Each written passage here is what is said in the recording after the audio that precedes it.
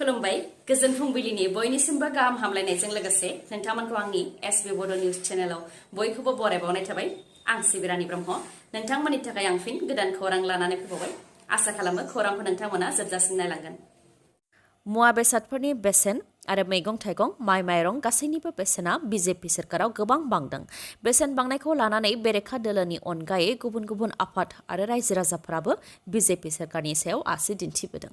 नाथाय दा मुवा बेसादफोरनि बेसेनखौ गोबांद्राय लायोब्ला केस होनो हागोन आरो फालांगिरिखौ जोबथेसालिसिमबो दैथायहरनो हागोन होननानै फोरमायथिदों मन्त्रि रन्जित दास बिथाङा फोरमायथिदों दि सोरबा गलादारा जुदि हलसेलाव मोननाय बेसेननिख्रुइ गोबांसिन बेसेनाव मुवा बेसाद बा जायखिजाया मैगं थाइगं सामब्राम दालियानो जायाथों मानो गोबां बेसेन लानानै नोंथांनो फानोब्ला नोंथांमोनहा गलादारनिफ्राय रसिद लानो नांगोन। बेनि उनाव पुलिस थानायाव एफआइआर हैनो नांगोन। अब्लानो पुलिसा बेनि सायाव राहा लागोन आरो फालांगिरिखौ जोबथेसालिसिमबो दैथायहरनो हागौ होननानै फोरमायथिदों मन्त्रि रन्जित दासआ। लोगोसे बुंथिबावदों दि हाथाय बाजाराव मुवा बेसादनि बेसेन बांनायखौ नोजोर लाखिनो थाखाय सोरखारनि फारसेनिफ्राय हाथायाव हरखाबै नुजाथि हैनायजोंल' जाया। बेनिखायनो बेयाव रायजो राजाफोरनिबो मदद नांगोन। फालांगिरिफ्रा मुवा बेसादनि बेसेनखौ गोबां लायोब्ला रायजो राजाफ्रा पुलिस थानायाव एफआइआर हैनो नांगोन। अब्लानो मुवा बेसादनि बेसेननि सायाव गोबां रां लानायनि हेंथा राहा लानाय जागोन होननानै फोरमायथिदों मन्त्रि रन्जित दासआ। सांग्रां जा ड्राग्स लाग्रा आरो ड्राग्सनि फालांगि खालामग्राफोरा सांग्रां जा। एक्स एनडिएबिजों लोगोसे गुबुन गुबुन आफाद आरो समाज सिबियारि जिसया समफ्रामारि बिथांमोनहा समाज बेरेखा हाबा मावनायनि हेंथा गोख्रोङै हाबा मावनो थाखाय ओंखारदों। क'क्राझारनि फुटकिबारियाव सासे ड्राग्स फालांगिरिखौ हमदों। 7 ड्राग्स लाग्रा बर' लाइमोनफोरनि गेजेरजों हमनो हादों ड्राग्स फालांगिरि सकमान फकीरखौ। ड्राग्स फालांगिरिखौ हमनो हानायनि सायाव बिथांमोनहा फोरमायथिनाय बायदिब्ला गिबियाव ड्राग्स लाग्रा 7 बर' लाइमोनफोरखौ हमदोंमोन, जायनि मादाव 3 सिख्लाफोरमोन होननानै फोरमायथिदों आरो हमजानायफोरा थाखो 9 आरो 10 फरायनाय फरायसाफोरमोन होननानै फोरमायथिदों। बिसोरखौ हमनो मोननायनि उनावनो बिसोरनाव सोंनाय फिननाय लानायनि उनाव ड्राग्स होफैग्राखौ मिथिनो मोन्दों आरो बिसोरखौनो लेंहरनो होनानै ड्राग्स फालांगिरिखौ हमनो हादों आरो ड्राग्स फालांगिरिनिफ्राय मोन 11 कन्टेनारजों लोगोसे माखासे लांदां थेमाबो हमनो हादों होननानै फोरमायथिदों आरो उनाव पुलिसनि आखायाव गथायनानै हरनाय जादों होननानै मिथिहोदों। लोगोसे बिथांमोनहा फोरमायथिबावदों दि ड्राग्स लानानै जोंनि बर' लाइमोनफोरा गाव गावनि देहाखौ गाज्रि खालामगासिनो दङ आरो इयुन जोलैया बेबायदि जाबाय थायोब्ला बर' हारिया जोबस्रांगोन होननानैबो बुंथियो बिथांमोनहा। एक्स एनडिएबिआ हाग्रायाव थानानै बर' हारिनि थाखाय खामानि मावनायनि उनाव गोरोबथा खालामनायनि उनाव दा समाजाव थानानै बर' रायजो राजानि थाखाय खामानि मावनो आखायाव लादों होननानै फोरमायथिदों आरो बेनि थाखाय एक्स एनडिएबिफोरखौ साबायखर बावदों समाज सिबियारि जिसया समफ्रामारि बिथाङा। आरो थांनाय दान मोननैनिफ्रायनो समाज बेरेखा हाबा मावनायखौ हमनाया जाबोगासिनो दं होननानै फोरमायथिदों। ड्राग्स फालांगिरिखौ हमनायाव बङाइगावनि एएसपि डिएसपि आरो पुलिस प्रशासना मदद होबोदोंब्लाबो क'क्राझाराव हाबनाय लोगो लोगोनो क'क्राझारनि एएसपिआ उल्थायैसो सोंथि खालामदों होननानै फोरमायथिदों बिथांमोनहा। क'क्राझाराव ड्राग्स फालांगिरिखौ हमनो थांगासिनो दंखौ एएसपिनो मिथिहोनायाव नोंसोरखौ सोर बिथोन होदों होननानैसो उल्थायै सोंथि खालामदों होननानै फोरमायथिदों बिथांमोनहा। बेनिखायनो एएसपि बिथाङा माबाफोर राहा लायोबा बिटिसिनि गाहाय प्रमद बर'आ बिनि बिबानखौ लानो नांगोन होननानैबो बुंथियो बिथांमोनहा।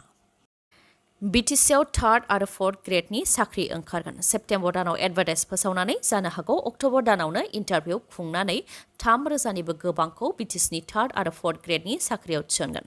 बे खोथाखौ फोरमायथिदों इउपिपिएलनि दैदेनगिरि राजु नार्जारिया। नाथाय बिटिसिआव साख्रि ओंखारगोनखौ आसा खालामाखै गोबां लाइमोनफोरानो। इउपिपिएल दोलोनि दैदेनगिरि राजु नार्जारिया बिटिसिआव साख्रि ओंखारगोननि खोथा बुंदोंब्लाबो गोबां लाइमोनफोरा बेनि हेंथा कमेन्ट होनायखौ समाज बिजोङाव नुनो मोननाय जादों आरो बिटिसिआव साख्रि ओंखारगोन होननानै बुंनाय रावखौ फोथायनो गोब्राब मोनदों लाइमोनफोरा। मानोना बिटिसिआव 3rd आरो 4th ग्रेडनि साख्रि ओंखारगोन होननानै इउपिपिएल दोलोनि गुबुन गुबुन दैदेनगिरिफ्रा गोलाव समनिफ्रायनो बुंबोदों, नाथाय बुंनाय बायदि जाजोबैनि थाखाय जानो हागौ लाइमोनफोरनि गेजेराव बिटिसिआव साख्रि ओंखारगोन होननानै बुंनायखौ लानानै फोथायनो हायि जादों। फोरमायथिनो गोनांदि इउपिपिएल सोरखारनि खामानि मावनायनि सायाव 100 लाइमोनफोर आरो आइजोफोरजों सावरायनो थाखाय बिटिसि सोरखारा बिथोन होनाय लेखायै जमदुवार बियाबाव 100 आइजोफोर आरो लाइमोनफोरजों सावरायनाय हाबाफारि लानाय जादों होननानै फोरमायथिदों राजु नार्जारिया। लोगोसे फोरमायथिदों दि इउपिपिएल सोरखारा आइजोफोर जौगानायनि थाखाय गोबां हाबाफारि लादों, जेरै सेल्फ हेल्प ग्रुपनि गिबि किस्ति हिसाबै 3,865 सेल्फ हेल्प ग्रुपनो 25,000 राङै राननानै होनाय जादों आरो नभेम्बर दानाव जेब्ला 6,000 सेल्फ हेल्प ग्रुपनो बे अनसुंथाइखौ होबावगोन अब्ला थालांनाय सेल्फ हेल्प ग्रुपनोबो अनसुंथाइखौ होनाय जागोन होननानै फोरमायथिदों राजु नार्जारिया। बेनि अनगायैबो रांखान्थि जौगानायनि थाखाय अमा फिसिनाय बिथांखिनि गेजेरजों गोबां सेल्फ हेल्प ग्रुपनो अमा फिसा राननानै होनाय जादों। बेबायदिनो बोरमा, दाउ बायदि राननानै होनाय जादों होननानै फोरमायथिदों राजु नार्जारिया। लोगोसे साख्रिनि बेलायावबो राजु नार्जारिया बुंथिदों दि बे सप्तानि गेजेरावनो सेन्ट्रेल सिलेक्शन बर्ड CSB दागोन।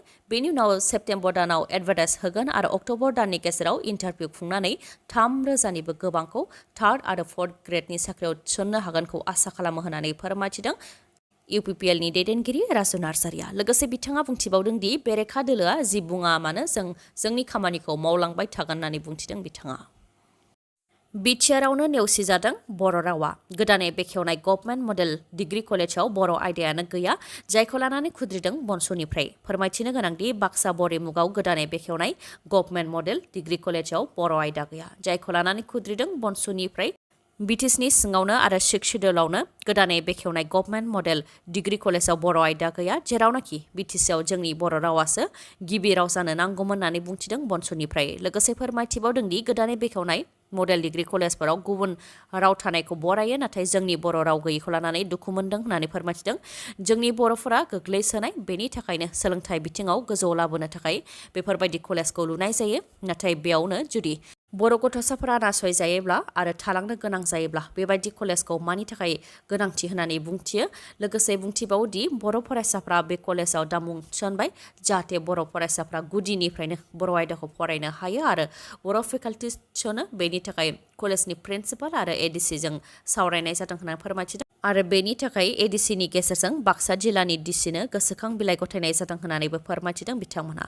गभर्नमेन्ट मडेल डिग्री कलेजाव बर' आयदा थिसनिनि थाखाय बर' फरायसाफ्रा गोदाव सोराव जानो गोनां जायोब्ला आरो थालांनो गोनां जायोब्ला आरो बेनि थाखाय माबाफोर थासारि जायोब्ला बेयो बनस'नि दाय जानाय नङा होननानैबो बुंथियो।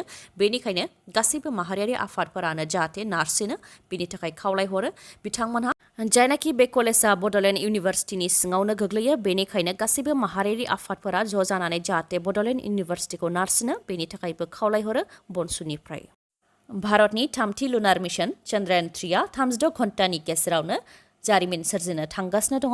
36 घन्टानि गेजेराव भारतनि थामथि लुनार मिशन चन्द्रायान 3आ अखाफोरनि खोला बाहागोआव बाख्लायनो थांगासिनो दङ।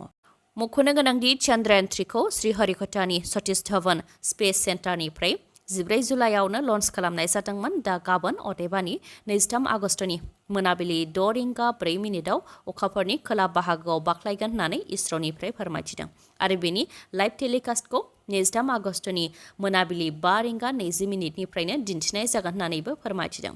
आरो बे गेदेर जाफुंसारनायजों भारतआ बुहुमनि मादाव अखाफोराव सौहैनो हानाय हादोरफोर जेरै इउनाइटेड स्टेट, रासिया आरो चाइनानि उनाव 4थि हादोर जागोन।